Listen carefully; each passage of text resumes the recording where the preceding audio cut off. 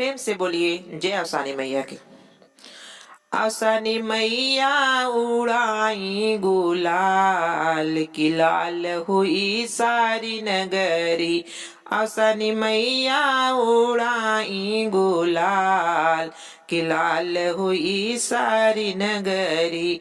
अवसानी मैया उड़ाई गुलाल की लाल हुई सारी नगरी। केसर रंग ब्रह्मा ने उड़ाया, केसर रंग ब्रह्मा ने उड़ाया।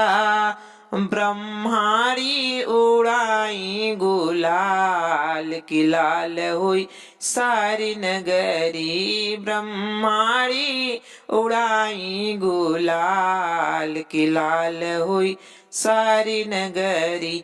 अवसानी मैया उड़ाई गुलाल की लाल हुई सारी नगरी। अवसानी मैया उड़ाई गुलाल की लाल हुई सारी नगरी।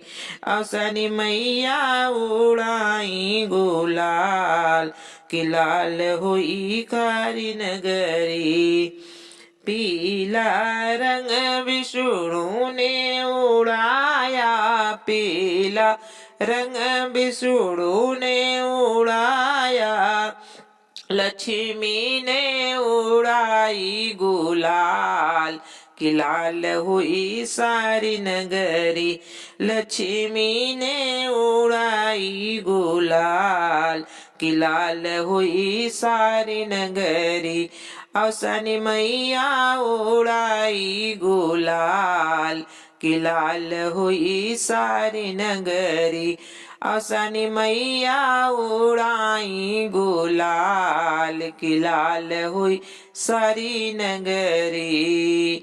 नीला रंग भोला ने उड़ाया, नीला रंग भोला ने उड़ाया।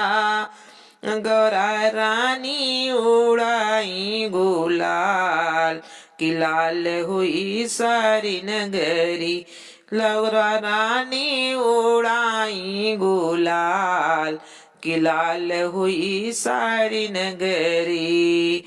लाल रंग कृष्णा ने उड़ाया, लाल रंग कृष्णा ने उड़ाया। राधा रानी उड़ाई गुलाल की लाल हुई सारी नगरी। राधा रानी उड़ाई गुलाल की लाल हुई सारी नगरी। अवसानी मैया उड़ाई गुलाल की लाल हुई सारी नगरी। अवसानी मैया उड़ाई गुलाल की लाल हुई सारी नगरी। पीला रंग राम ने उड़ाया, पीला रंग राम ने उड़ाया। राम ने उड़ाया, लखन ने उड़ाया। राम ने उड़ाया, लखन ने उड़ाया। सीता रानी उड़ाई गुलाल की लाल हुई सारी नगरी।